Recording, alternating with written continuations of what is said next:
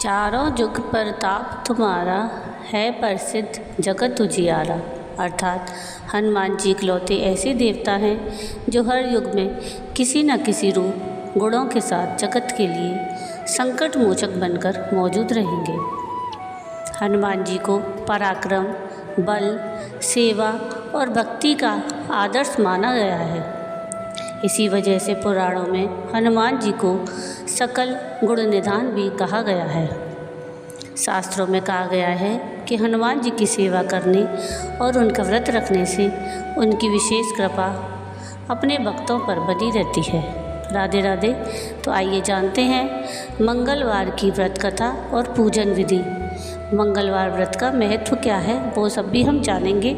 और आज हम मंगलवार व्रत की कथा के अंतर्गत नंदा और सुनंदा की कहानी सुनेंगे।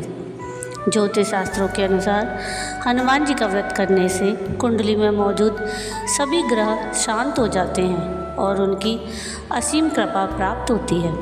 अपने भक्तों पर आने वाले हर संकट को हनुमान जी दूर करते हैं। संतान प्राप्ति के लिए हनुमान जी का व्रत फलदायी माना जाता है। इस व्रत को करने से भूत प्रेत और काली शक्तियों का प्रभाव नहीं पड़ता। मंगलवार का व्रत करने से सम्मान, साहस और पुरुषार्थ बढ़ता है। तो आइए सुनते हैं मंगलवार व्रत की कथा। एक समय की बात है, प्राचीन समय में कुंडलपुर नामक एक नगर था। उसमें नंदा नामक एक ब्राह्मण रहता था। भगवान की कृपा से उसके पास सब कुछ था, फिर भी वह दुखी था।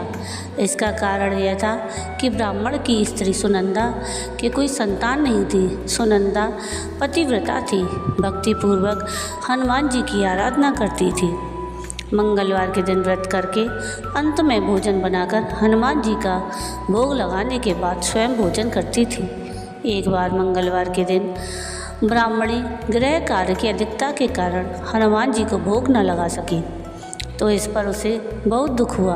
उसने कुछ भी नहीं खाया और अपने मन में प्रण किया कि अब तो अगले मंगलवार को ही हनुमान जी को भोग लगाकर अन्न जल ग्रहण करूँगी। ब्राह्मणी सुनंदा प्रतिदिन भोजन बनाती, श्रद्धापूर्वक पति को खिलाती, परंतु स्वयं भोजन नहीं करती और मन ही मन श्री हनुमान जी की आराधना करती रहती। इसी प्रकार 6 दिन गुजर गए और ब्राह्मणी सुनंदा अपने निश्चय के अनुसार भूखी प्यासी निराहार रही। अगले मंगलवार को ब्राह्मणी सुनंदा प्रातःकाल ही बेहोश होकर गिर पड़ी।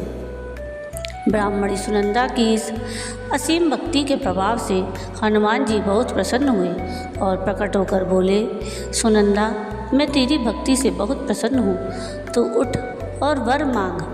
सुनंदा अपने आराध्य देव श्री हनुमान जी को देखकर आनंद की अधिकता से विहल हो श्री हनुमान जी के चरणों में गिरकर बोली कि हे प्रभु, मेरी कोई संतान नहीं है, कृपा करके मुझे संतान प्राप्ति का आशीर्वाद दें, आपकी अति कृपा होगी। भगवान जी बोले, तेरी इच्छा पूर्ण होगी, तेरे एक कन्या पैदा होगी, उसके अष्टांग प्रतिदिन सोना दिया करेंगे। इस प्रकार कहकर श्री हनुमान जी अंतर्ध्यान हो गए। ब्राह्मणी सुनंदा बहुत हर्षित हुई और सभी समाचार अपने पति से कहा। ब्राह्मण देव कन्या का वरदान सुनकर कुछ दुखी हुए, परंतु सोना मिलने की बात सुनी तो बहुत प्रसन्न हुए। विचार किया कि ऐसी कन्या के साथ मेरी निर्धनता भी समाप्त हो जाएगी। श्री हनुमान जी की कृपा से वह ब्राह्मणी गर्भवती हुई और 10वें महीने में उसे बहुत ही सुंदर पुत्री प्राप्त हुई। यह बच्ची अपने पिता के घर में ठीक उसी तरह से बढ़ने लगी जिस प्रकार शुक्ल पक्ष का चंद्रमा बढ़ता है। 10वें दिन ब्राह्मण ने उस बालिका का नामकरण संस्कार कराया। उसके कुल पुरोहित ने उस बालिका का नाम रत्नावली रखा, क्योंकि यह कन्या सोना प्रदान किया करती थी। इस कन्या ने पूर्व जन्म में बड़े ही विधान से मंगल देव का व्रत किया था।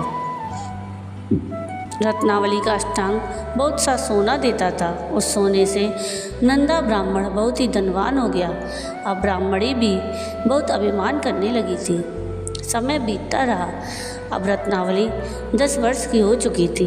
एक दिन जब नंदा ब्राह्मण प्रसन्न चित्त था, तब सुनंदा ने अपने पति से कहा कि मेरी पुत्री रत्नावली विवाह योग्य हो गई है, अतः आप कोई सुंदर और योग्य वर देखकर इसका विवाह कर दें। यह सुन ब्राह्मण बोला, अभी तो रत्नावली बहुत छोटी है।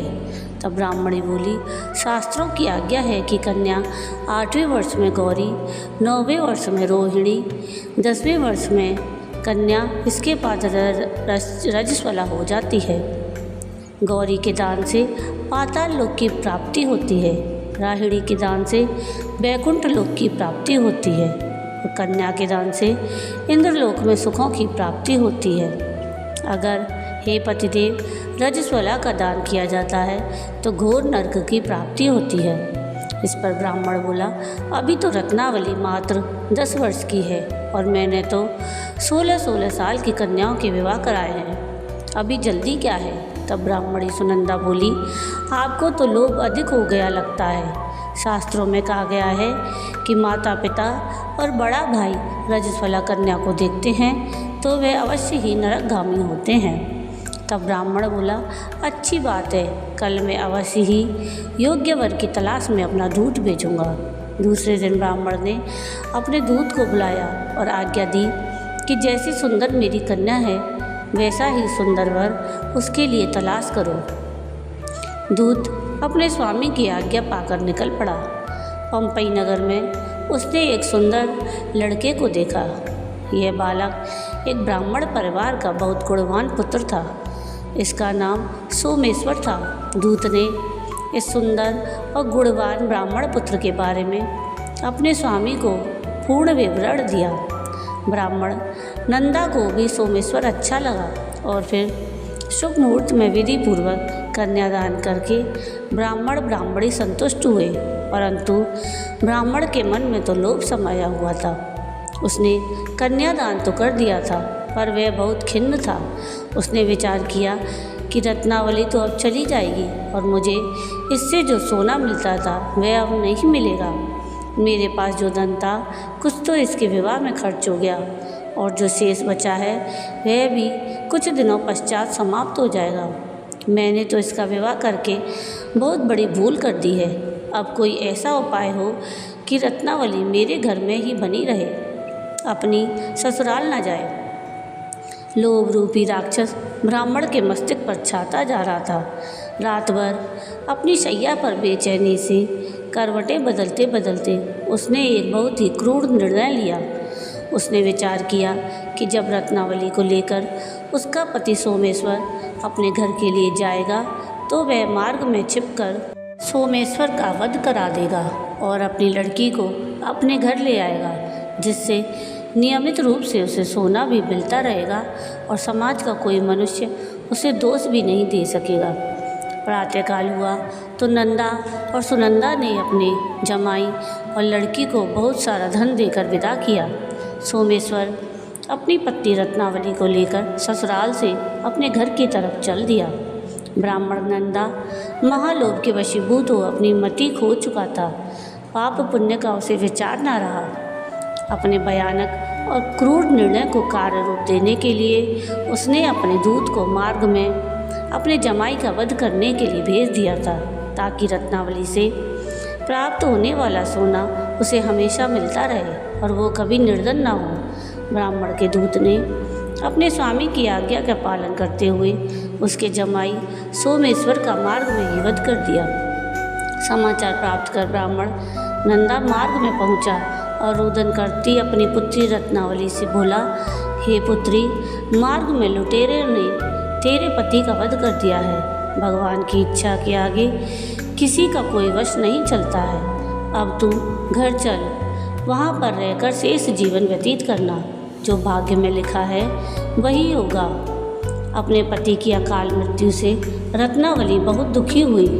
करुण क्रंदन और रुदन करते हुए अपने पिता से बोली, हे पिताजी, इस संसार में जिस स्त्री का पति नहीं उसका जीना व्यर्थ है। मैं अपने पति के साथ ही अपने शरीर को जला दूंगी और सती होकर अपने इस जन्म को माता पिता के नाम को और सास ससुर के यश को सार्थक करूंगी। ब्राह्मण नंदा अपनी पुत्री रत्नावली के वचनों को सुनकर बहुत दुखी हुआ। विचार करने लगा मैंने व्यर्थ ही जमाई वध का पाप अपने सर ले लिया। रत्नावली तो उसके पीछे अपने प्राण देने को तैयार है। मेरा तो दोनों तरफ से मरण हो गया, धन तो अब मिलेगा नहीं, जमाई वध के पाप के फलस्वरूप यम यातना भी भुगतनी पड़ेगी। यह सोचकर वह बहुत खिन्न हुआ। सोमेश्वर की चिता बनाई गई। रत्नावली सती होने की इच्छा से अपने पति का सिर अपनी गोद में रखकर चिता में बैठ गई। जैसे ही सोमेश्वर की चिता को अपनी लगाई गई, वैसे ही प्रसन्न हो मंगल देव वहाँ प्रकट हुए और बोले, हे रत्नावली, मैं तेरी पति भक्ति से बहुत प्रसन्न हूँ, तू कोई वर मांग। रत्नावली ने अपने पति का जीवन दान मांगा। तब मंगल देव बोले, रत्नावली, तेरा पति अजर अमर है, यह महाविद्वान भी होगा और इसके अतिरिक्त तेरी जो इच्छा हो वह वर मांग।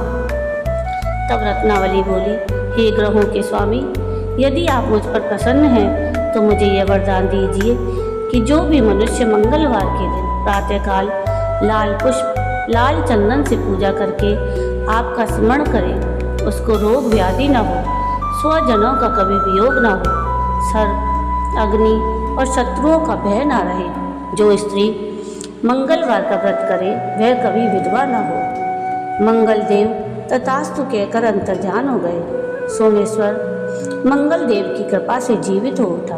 रत्नावली अपने पति को पुनः प्राप्त कर बहुत प्रसन्न हुई और मंगल देव का व्रत प्रत्येक मंगलवार को करके व्रतराज और मंगल देव की कृपा से इस लोक में सुख ऐश्वर्य को भोगते हुए अंत में अपने पति के साथ स्वर्गलोक को गए। तो ये थी कथा मंगलवार व्रत की, जिसमें नंदा और सुनंदा की कथा आपने सुनी।